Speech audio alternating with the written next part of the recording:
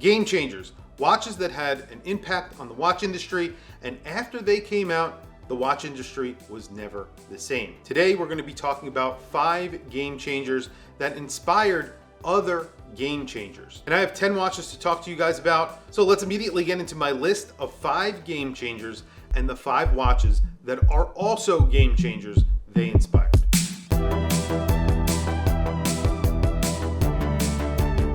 The Omega Speedmaster is a groundbreaking game changer for many different reasons. It's not because it's a chronograph, it's not because of the design. The design was actually an homage video that I did a long time ago. I'll throw up a link to that video.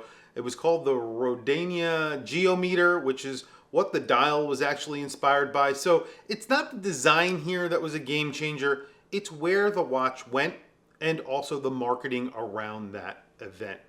This is not the first watch in space. Actually, that was a Russian watch back in 1961, but it was the first watch to reach the moon and be on the moon in 1969. And it was skyrocketed to fame because of it. There are a lot of watches that have been in movies. There are a lot of watches that have been on celebrities' wrists, especially even back then, but there was really no watch that achieved this sort of fame. The moon landing was a genuine moment in history, and the MoonSwatch was there alongside for the ride. It was called the Speedmaster back then, not the MoonSwatch, but now we know it as the MoonSwatch, and that is all part of the marketing. Now, the watch that this watch inspired is yet another game changer, and it is yet another Speedmaster. This is the MoonSwatch, the Omega Swatch collaboration. I think that this is also a game changer because it made that Speedmaster design affordable, but it was also an extremely important moment for Omega and Swatch. This is a watch that became wildly popular. I waited on that line in New York City, a line that went around the entire block. There were fights. People wanted these watches. Why? Because they looked like Speedmasters. It said Omega on the dial. It said Speedmaster on the dial. Yes, they're made out of bioceramic. Yes, it feels like plastic. They have a plastic crystal. It's not serviceable. It's a quartz movement. There are plenty of reasons to hate these watches, but there is one reason to love them. It's because they look like a Speedmaster. They look so good. There really is no denying it. They don't feel as good as they look, but they are really awesome. And they are a game changer because plenty of other brands tried to copy what Omega and Swatch did. And so far, none of them have been successful like Omega and Swatch. The MoonSwatch is the most affordable Speedmaster that money can buy.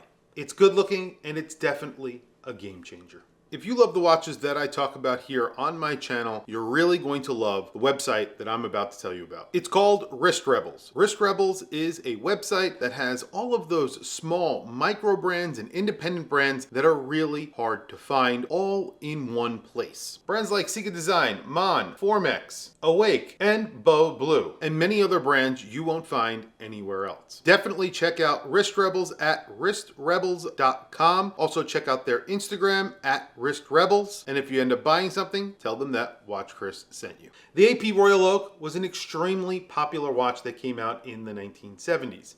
It's not the Gerald Genta design that has made it a game changer because there were plenty of other watches that were designed by Gerald Genta at that time. Some of them very successful, some of them not as successful. What made the AP Royal Oak a game changer was how it was marketed. The AP Royal Oak is responsible for the modern day luxury sports watch. They decided to make these watches in stainless steel, even though it would cost the same amount of money as a gold watch of the time. They offered an integrated bracelet watch with exquisite finishing. The finishing that you would find on a very high-end luxury sports watch. They also offered a movement that was also very high-end. However, it was all in stainless steel, not in precious metal, and that wasn't done up until that time. They've created a new genre of watches that are extremely, extremely popular today. Non-precious metal sports watches in stainless steel. Because of the Royal Oak, we have dozens of options of stainless steel integrated bracelet sport watches that cost tens of thousands of dollars. Whether or not you like that, it's definitely a game changer. You could be mad about it, but the fact is the AP Royal Oak changed the game. A watch that was inspired by the AP Royal Oak that also came out in the 1970s was the Tissot PRX. However, back in the 1970s, it wasn't all that popular. Fast forward to 2021, and one of the most popular watches of the time became the Tissot PRX. This was a reissue of the original Tissot PRX in a slightly larger form. So it wasn't the original that was a game changer, it was actually the re-release of this watch back in 2021 that was really the game changer. It opened up a genre of affordable integrated bracelet watches. Technically not luxury, but luxury adjacent. They were just under what a luxury watch would cost. However, they offered a stainless steel sports watch with an automatic movement that was really nicely finished for the price. All of these watches cost under $1,000. And because of the Tissot PRX, that spurred on a number of copycats out there who came up with their own version of an integrated bracelet sports watch that was affordable. Up until then, it really wasn't all that popular, and I would say the Tissot PRX is a game changer because it inspired so many other affordable integrated bracelet watches that we all know and love today. From all different brands, major brands and micro brands. Really cool that one watch could inspire all of this and at the same time be inspired by another watch. The G-Shock was a truly revolutionary watch when it came out. It was designed by Kikuo Ibe, and it had a very simple triple 10 rule. 10 bars of water resistance, it had to survive a 10-meter drop, and it had to have 10 years of battery life. Those three simple principles built what we know as G-Shock today. They wanted the G-Shock to be indestructible, affordable, and easy to use.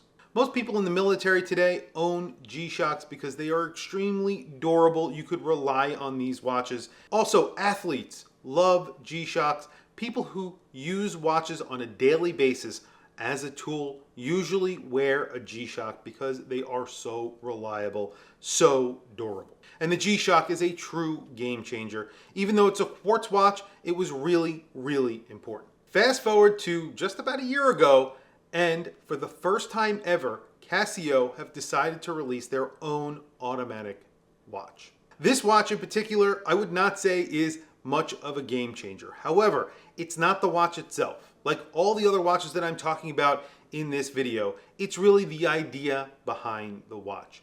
Casio have decided to make their own automatic watch. What does that mean for the industry? The first watch that they came out with is awesome. It's a really nice watch that's really well made and can compete with the best, like Seiko and Citizen. They are just getting started. Yes, they used a movement that was off the shelf from Seiko. However, if they wanted to, they could make their own automatic movement and they could probably do it very quickly. They could also make watches at an extremely high standard. Think about the MRGs. And there are a lot of Casios that they make at a very high standard, like the Oceanus. If they wanted to, they could make some amazing watches. And I think that the Casio Edifice Automatic is a first step in that direction. And that's why I think the Edifice Automatic is groundbreaking. It is a very important watch, and I think in the future, it will be even more important. I know there will be many of these watches made, and they will never become a collector's item, but I think that they will be seen as a groundbreaking watch because of what it started. The next two watches I want to talk about are also quartz. The first quartz watch to ever be made was made by Seiko. It was called the Seiko Astron. It came out in 1969. It was actually in a gold case, so you could see how they were looking at this from the standpoint of Seiko, that this was a game changer. They knew it immediately, so they put it into a gold case, 18 karat yellow gold. And the price on this watch was very expensive for 1969. Even back then, for a gold watch, it was $1,250. That was actually pretty expensive. And it was a game changer. It was more accurate, more durable than an automatic or mechanical movement. And Seiko knew it was the future. And it's still around today. It's one of the most important technological advancements ever made in watchmaking. Yes, it killed off a lot of brands because it made it more affordable. Eventually, these watches these movements became more affordable and went into watches that can cost under $100 very easily. And that's why it is a true game changer. That first quartz watch, that first quartz movement is a true game changer. However, without that first quartz watch, we would have never gotten the smartwatch. And the most important smartwatch ever made is the Apple Watch. Now, it's not a watch that I love. I don't own or have ever owned an Apple Watch, and I don't plan on ever owning one in the future. However, the Apple Watch is responsible for the genre, making the genre of smartwatch popular, usable, and attainable. It made wearable technology cool, and a lot of people, even watch collectors, own these watches. And a lot of times when I go out to events, I see a guy with a mechanical watch on one wrist and then an Apple Watch on the other. This is a true game changer because of what it did. And it's one of the most popular, or the most popular watch in the world. I think it has the highest sales rates of any watch in the world. And it's an Apple Watch, really, because it does tell time and it does a slew of other things. Like I said, I've never owned one. I never plan on owning one, but I never say never. I have owned smartwatches in the past. This is a true game changer, and they keep on making new versions that are a little bit more attractive and a little bit more interesting, I guess. But I know how a lot of people feel about them, especially watch collectors. But even with that being said, it's still a game changer. Last but not least, I'm going to name two watches. Two extremely important watches because of their design this time and what they achieved very early on when they first came out in 1953. I'm not going to argue about which one came out first, but there were a number of watches that came out that year that were very, very important. One was the Seawolf by Zodiac. I would put that into the same genre as the watches that we're going to be talking about. However, it ended up not being as popular as the other two watches we're going to be talking about. By now, you've probably already guessed, I'm talking about the Rolex Submariner and the Blancpain 50 Fathoms. Two extremely important dive watches that were game changers, each in their own right. Obviously, one went on to be a little bit more popular than the other. The Submariner is probably the most popular dive watch today, period. And then, of course, the 50 Fathoms, which most people believe was the first dive watch, and they were the first of their kind. And they've gone on to inspire thousands and thousands of other watches. Other game changers are where micro brands started. Many micro brands started out by making homages to those two watches. Now, I know I'm using a whole genre here, so you have to bear with me, but micro brands have become such an important part of watch collecting, and most micro brands started out using those two watches, the Submariner and the 50 Fathoms, as inspiration for their own watch. Yes, a lot of micro brands are somewhat copying the 50 Fathoms and the Submariner, but using them as inspiration is because they were such popular watches. And so many people want to own one, but they are expensive. So coming out with an homage version of a Submariner or a 50 Fathoms has been very popular for a lot of brands. And then those brands have gone on to make some of their own designs or tweak designs to make them a little bit more of their own. Really important watches that were game changers, and micro brands are also game changers.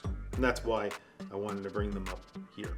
So that's my list, guys. Tell me what you guys think down in the comments below. There are a lot of other game changers out there. Tell me some watches that you think are game changers down in the comment section below. I know there are a lot more, and I would love to make a part 2 to this video, so give me some suggestions down in the comment section.